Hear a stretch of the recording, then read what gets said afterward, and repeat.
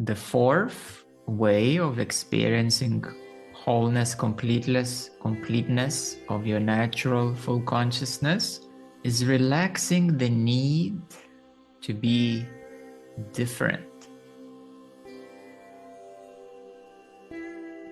or to be special in some kind of way. And on a lower level, of course, people struggle because they feel apathic, because there are so many templates, so many pre-programmed forms, and it's like a factory of identities that we can find on Earth, stereotypes. So if this rings a bell to you, you know exactly what I'm saying. And at the very core, at the very deepest essence, is to releasing this need to be different. What happens is that what opens in a liberated, freeing way is the inherent connection to all life. And that everything is equanimous. There is equanimity. That everything is absolutely connected. It's not separate at all. And this becomes a wellspring of inspiration and creativity. And thus one experiences a sense of wholeness. Authentic self-expression without self-absorption, that I have to be different, I have to be special, and trying to show it to others and prove yourself that you are different than the rest of the world.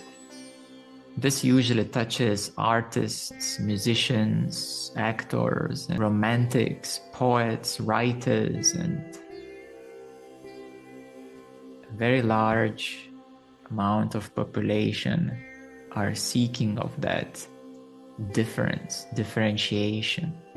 The fifth way to experience your wholeness, completeness, is overcoming the mental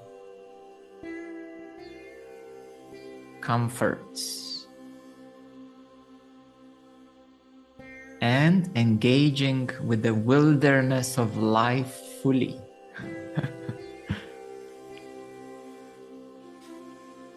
Because we all find our comforts like a couch,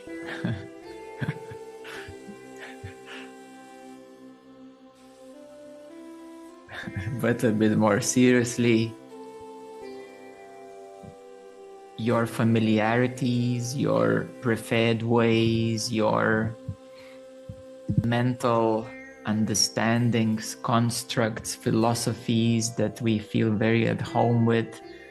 And that's where many scientists say, oh yes, the universe is, and the New Agers, they say the universe is quantum intelligence, and scientific guys will say it's a quantum simulation, and others will say it's a super intelligent God, and they will find their tiny place in this big brain.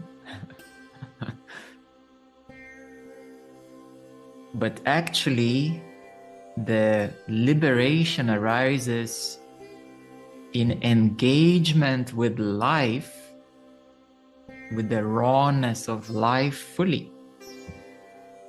With the rawness of life fully. Getting your hands dirty, in other words.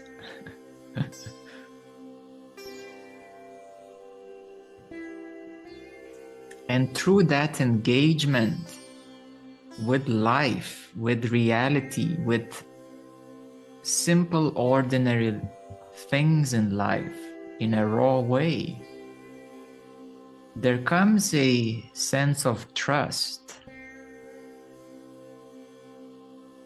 and the barriers are overcome.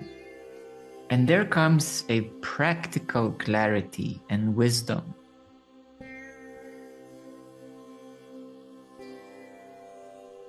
an ability to connect with everyone at any level, at any degree. Instead of being theoretical about gardening, actually putting the hand in the soil. Instead of being theoretical physicist like Einstein, to be a practical genius like Nikola Tesla. In other words, instead of speaking, actually doing. You know, that simple saying. Coming out fully to life. Coming out of the cave. Like many advanced yogis. They find the cave and they're happy in it.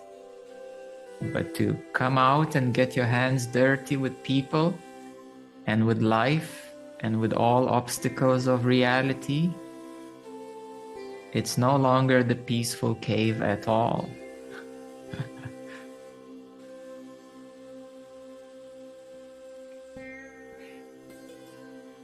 The sixth way, it has to do a lot with security within yourself and trusting life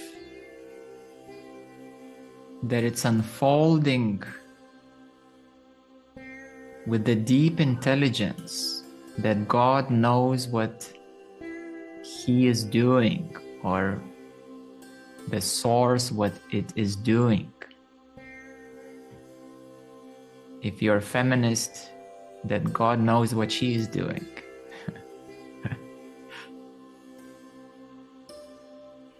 So trusting God and trusting creation, that there is a purpose, that no soul will be lost or forgotten in the creation, that everyone will be taken care of in the right time. There is a purpose, there is a way. This speaks particularly to this type of people. So it's about this deep trust, faith, we can say, that everything happens for a reason in life.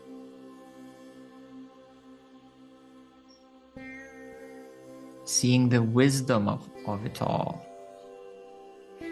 So thus, there comes a confidence in action, resilience, in endeavors, and a deep trust and security of ever-present moment unfolding of life, which brings a sense of liberation. There's no need to struggle about it anymore. The seventh way to experience your true authentic self, instead of seeking adventures and novelty, finding joy in your deepest depth of existence, the Satchitananda, existence, consciousness, bliss, finding joy in that instead of adventures of life or spiritual adventures. What's the next spiritual trip we can do? What's the next drug on the market? What's the next way to get on a roller coaster of adventures? What's the next spiritual festival to get crazy about? So this deep liberating essence arises as a contentment of this moment, right here, right now. And it arises as a sober joy,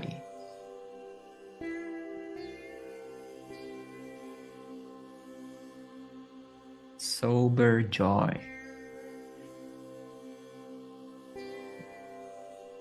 So experiencing the fullness of life without the big trouble of boredom. I need something next to get me going, to be excited. There's always the next thing that will make me happy. And then finding contentment and joy right here, like a sober joy here, not next, here, now. At the very core of that mechanism, the drive of your life, we come full stop from driving the life, and we find the joy and contentment here and now.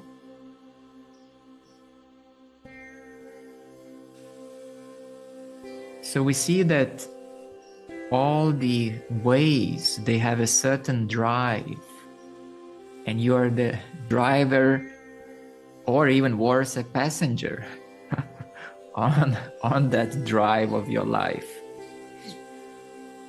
First, you're a passenger, you have no control, then you sit into the driver's seat, and then you get rid of the whole bus and the driver and the drive, and you find exactly what you were looking for here and now at the deepest level and become free. Number 8, typically there is a drive to control or be bossy or control others because you know better, you can lead people, you can impose how you see things better. But when you relax that need to lead or to challenge, because others who don't have courage to lead, they become challenges. They become crazy debaters, critical commentators. They want to break the status quo. They want to break down the systems, challenge everything and everybody because they know things in a better way. That's what drives those people. And letting that go and embracing the complete opposite of it all. You know what is a complete opposite of it all? Is vulnerability. Becoming vulnerable. In other words, soft like a kitty. Vulnerable as a baby, as an infant, instead of a fighter, a warrior, a challenger, systems breaker. So you go the completely opposite way and you become as vulnerable as an infant. And that's where you discover the liberating innocence and compassion. And then your strength arises from gentleness and supporting others. The greatest leadership is in gentleness, compassion, kindness. So you see, this drive is put on completely opposite direction, and the freeing innocence and gentleness is found. And then you can help others, you can lead others with this innocence and gentleness and compassion as your highest expression of your true authentic self. Not being a dictator, but a loving friend and companion. Number 9, the last one. Typically, these people on a lower level tend to be like silent mouse, trying not to get in anybody's way, trying to make peace with everything, not get in a conflict, not to get into any trouble, just finding your little quiet corner where nobody will disturb you and neither you will disturb anybody. So the challenge here is to assert your own presence, is to find that you actually matter and you can matter. You can be of greater good, greater service. And your authentic self can shine through the active participation, active engagement. So it's something that one has been running away from and staying in the quiet corner, but here your true self is saying, yes. It's I know there is a movie, The Yes Man, and there is a movement where people have these yes parties or yes whatever, in healthy and unhealthy ways. But in this spiritual context, it's saying yes to life, to active engagement. And that's how you can contribute your unique perspective. Your complete presence can shine through. It matters. It makes a difference. And you will not lose anything. You will not lose your safety corner or get into trouble. That's a driving fear to withdraw, to run away. But by actively engaging and communicating and being present, you find that freedom, fulfillment, wholeness, and completeness of your true self. So we can see that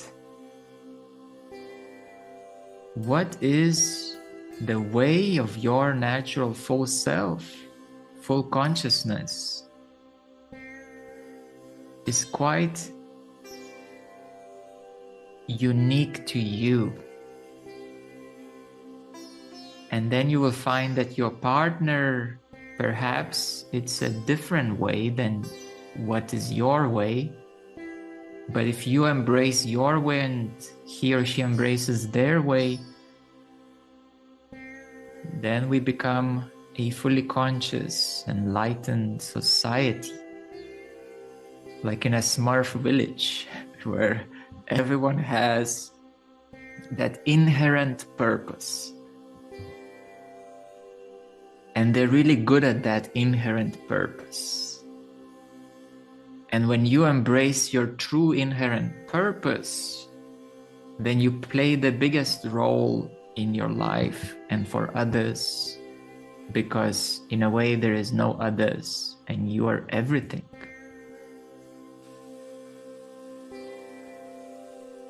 That is how your highest capacity comes forward. Your deepest self becomes authentic and true and real. And there's no more sticks in the wheel, doubts, confusions, fears, anxieties, blames, and all of that stuff. Buddha called it the diseases of the mind. So you become healthy in your consciousness, no longer driven by the sickness of the ego.